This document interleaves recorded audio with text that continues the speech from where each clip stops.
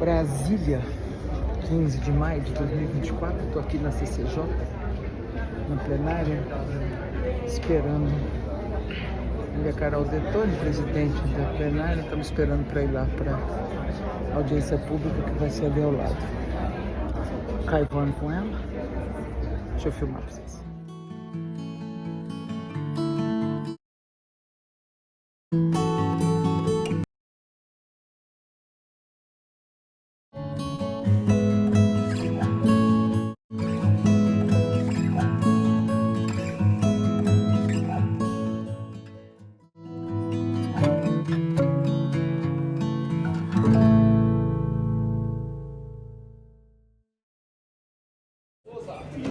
Mandaram tirar,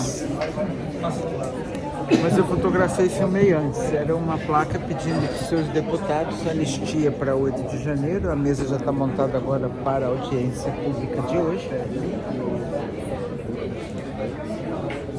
Aqui ao lado do ilustríssimo Dr. Caivano, que vai falar. Firme, doutor, firme. Até o fim, tamo junto. E a bancada da audiência para a votação de que 9 de janeiro se torne data, dia do preso político. A quantidade de presos políticos sem processo, sem defesa por perfídia é grande e é preciso lembrar para transformar. Então essa data é muito importante que ela aconteça para a gente transformar uma realidade absurda. Então tá ali o deputado Coronel Meira, que foi quem propôs a audiência? Foi. A requisição dele para instituir 9 de janeiro como o dia dos presos políticos no Brasil, né? Isso, obviamente, tem uma carga, além de emocional, uma carga jurídica muito grande, porque país que tem preso político não é Estado de Direito, né? Há uma anomalia. Então, é de uma excelente iniciativa para a gente voltar a discutir a anistia. Queria agradecer a presença de todos. Vamos começar. Realmente um tema muito importante para ser debatido no nosso Brasil. E dizer que daqui a pouco iremos iniciar os trabalhos e queria pedir a todos que se acomodassem, tá certo? Dentro da medida do possível, o plenário já está lotado e a gente vai iniciar a 14ª reunião desta Comissão de Segurança Pública e Combate ao Crime Organizado. Nunca uma coisa só. Uma coisa leva a outra, Deus seja por nós.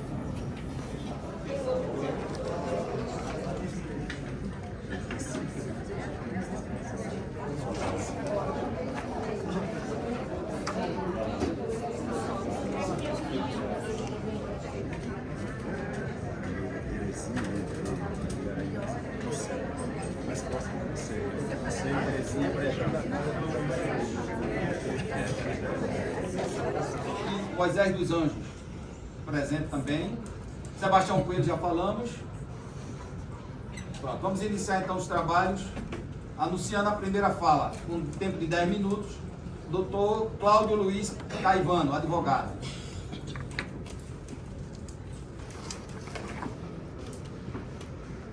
Boa tarde a todos. Quero cumprimentar a mesa na pessoa do hoje presidente, mas o requerente, né, dessa audiência, o deputado Coronel Meira, o aniversariante, desembargador Sebastião Coelho. Parabéns, vida longa ao senhor, saúde e paz.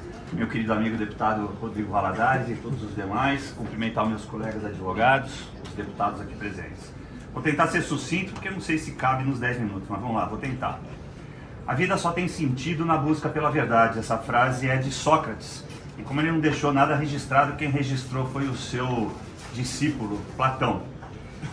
A gente tem vivido tempos difíceis aqui no Brasil, e onde a verdade ela tem não só sido solapada, mas enterrada, e estão tentando colocar nela alguns tipos de rótulos, né? E o mais recente, todo mundo sabe, é fake news. Então vou dizer só uma frase aqui, não é para apelo nenhum, em latim, que é assim, ó: nullum crimen sine lege ubi lex. Não há crime sem lei. Onde está a lei? Então a gente está tentando impedir que certas censuras, né? Certas censuras não, mas a censura se instale de uma vez no Brasil. Para facilitar o meu tempo, entendimento de todo mundo, eu dividi a minha explanação em 4 tópicos. Vou falar da tirania, da imprensa, do Estado de Direito e da liberdade. Quando eu chegar no último, vocês vão ver que eu tô terminando, só um pouquinho de paciência. Sobre a tirania, eu quero lembrar que eu estive aqui, junto com os colegas também, em outras audiências, o próprio Sebastião Coelho, desembargador, também esteve aqui, e naquela data, no ano passado, eu disse que a gente já vivia uma tirania. Alguns deputados acharam que não, e a gente só viu esses desmandos se avolumarem. Pois bem, reafirmo, vivemos uma tirania. E para não usar somente as minhas palavras e passar a correr algum risco, já que a gente está em tirania, eu vou usar a palavra dos outros. Eu vou usar a palavra de pensadores, de juristas e de filósofos. Então vamos começar com Montesquieu, do Espírito das Leis. A síntese dele é a seguinte: a união entre o poder executivo e o poder judiciário resulta em opressão, tirania. E ele continuou no mesmo livro. Existem dois tipos de tirania: a real, que consiste na violência do governo, e a tirania de opinião, quando os governantes estabelecem o que contraria a maneira de pensar de uma nação. Só vou lembrar a todos que isso aqui foi escrito em 1756. Parece que o ser humano não aprendeu nada de lá para cá. Dado o conceito, o fato é que o governo está caçando quem se atreva a falar a verdade. Timothy Snyder desenvolveu em seu livro intitulado Na Tirania, 12 lições do século XX, conceitos para que as populações pudessem entender alguns sinais e lutar contra a tirania. Eu só selecionei 3 para vocês verem como o Brasil já perdeu tempo e muito provavelmente perdeu mais lições. Evitar a obediência cega, defesa das instituições, perigo de um partido de Estado. Bom, eu quero crer que esse último não exista no Brasil, mas ele existe num país da China que tem comunicação muito próxima com o partido daqui. Eu só vou me ater à primeira lição, obediência cega, e vou ler um trechinho de um jurista francês chamado Etienne de la Boëte, que escreveu isso que eu vou dizer em 1550. Abro aspas: que vício horrível é esse, um número infinito de cidadãos não apenas obedecendo, mas servindo, não apenas sendo governados, mas tiranizados, sem propriedade, sem paz, nem filhos, nem a vida própria. Fecho aspas. Fique em casa, economia a gente vê depois. Tome vacina, é para o seu próprio bem. Tome vacina, é para o bem dos outros. Tome vacina ou você não vai no mercado, no banco, no aeroporto, não vai ter emprego. Isso só aconteceu, e eu posso dizer que eu sou um estudioso da Segunda Guerra Mundial, em 1935, chamada Leis de Nuremberg, onde a quantidade de sangue de uma pessoa poderia determinar se ele era cidadão alemão ou não. E eu vou cortar esse pedaço aqui, eu quero mostrar para vocês que eu tirei. Não é para minha segurança, porque eu não temo pela minha segurança. Eu temo pelo julgamento que ainda os meus clientes vão passar. Eu só quero pedir a todos, como eu disse lá em cima no privado, vou falar no público, que todos investiguem a DPF 519 de 2018. Ela guarda muitos segredos de tudo isso que está acontecendo agora. E o mesmo relator está nos processos, nos inquéritos. O que eles não têm conseguido esconder, mas continuam tentando, como eu disse, é a verdade dos fatos. E nada mais verdadeiro do que as manifestações do ex-presidente Bolsonaro, candidato derrotado nas últimas eleições, comparadas ao atual presidente, o candidato vencedor, e que se traduzem nessa imposição fática. Eu não preciso nem desenhar, nem explicar o desenho. E para finalizar esse primeiro tópico, eu vou trazer uma outra frase para tentar ajudar esse mandatário que está aí. A frase é de Nicolau Maquiavel. A primeira parte é minha. Ao invés dele se preocupar e perder o sono por causa de um cavalo caramelo em cima do telhado, ele deveria ouvir esta frase: príncipe que não tem público ou o tem como inimigo, não tem como estar seguro. Quanto maior a sua crueldade, mais fraco o seu regime se torna.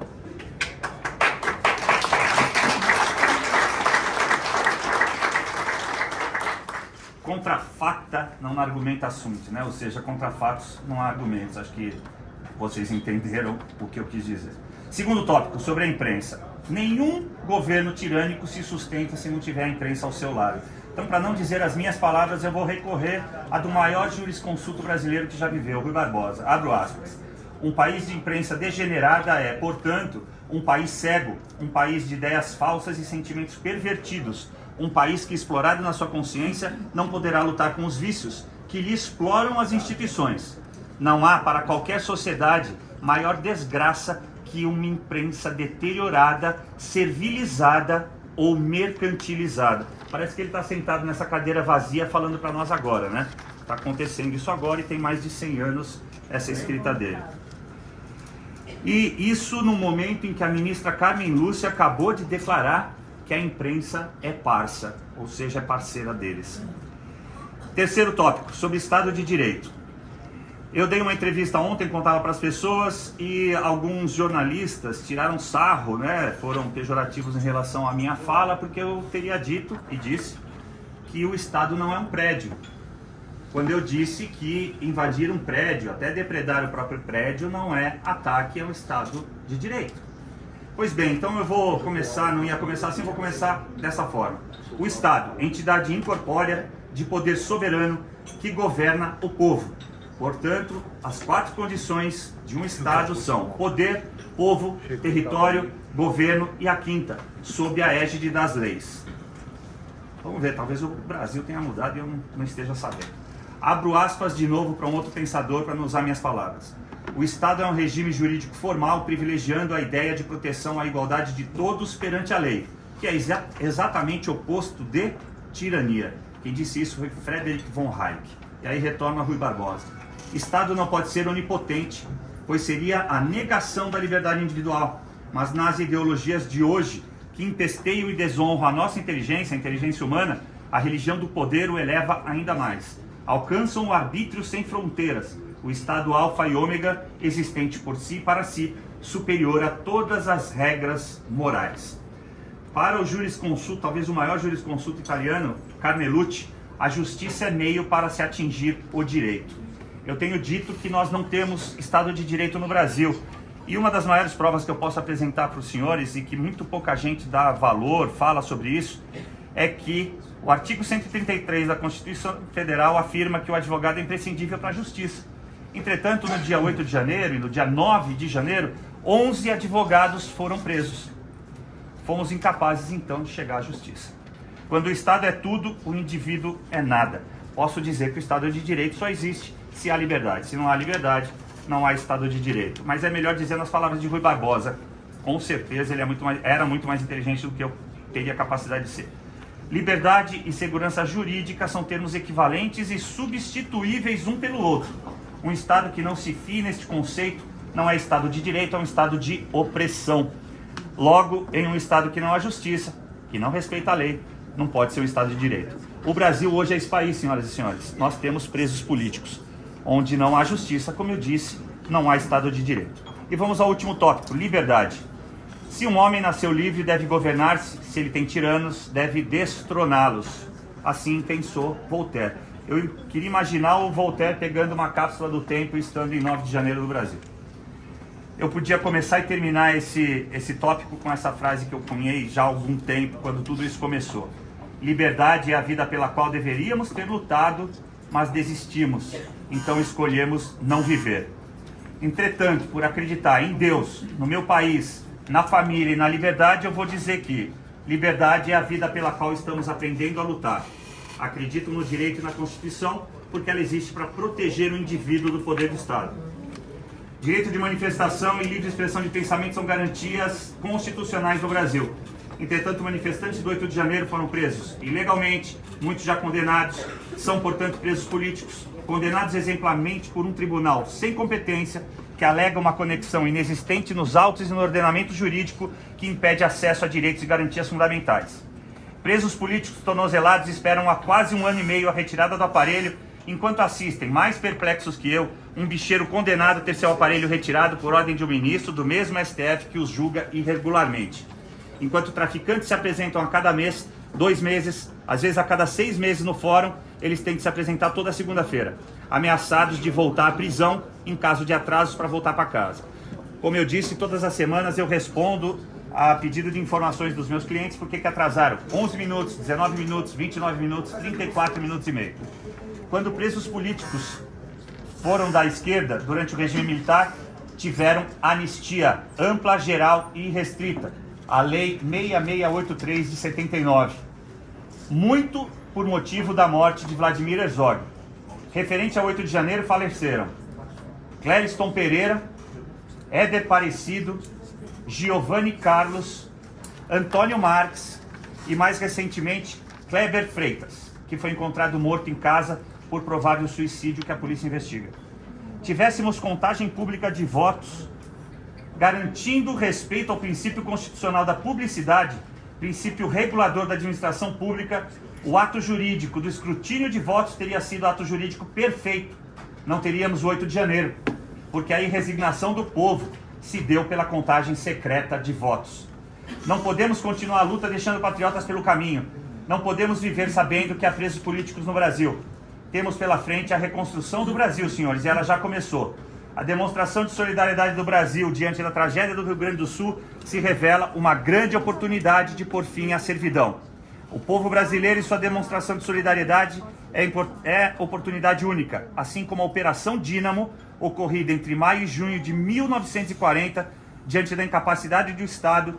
Winston Churchill conclamou os civis que se apressaram a salvar mais de 338 mil soldados na praia de Dunkirk, na França, utilizando todo tipo de embarcação. No Rio Grande do Sul, a população se lançou literalmente às águas, sem medo, sem pensar, de caiaque, colchão inflável, barco, jet ski, bote, até mesmo geladeira vazia, qualquer artefato que boiasse. Isso prova a coragem do brasileiro. Enquanto isso, a inoperância dos governos municipal, estadual e federal demonstrava toda a sua incapacidade. A reconstrução da nação, como eu disse, senhores, já começou. Civil salva civil, cidadão não solta a mão de cidadão. A reconstrução do Estado de Direito passa pela reconstrução política e ela acontece aqui dentro, senhores. A reconstrução política consiste em fazer justiça quando ela não há mais. Dar liberdade aos presos políticos. Anistia já. O PL 5793 de 23 está aqui na CCJ e clama aos senhores parlamentares para que ela seja pautada, aprovada e encaminhada para o rito legislativo das duas casas. A liberdade dos presos políticos será o farol que iluminará o nosso futuro e nos guiará no caminho da redenção. Muito obrigado.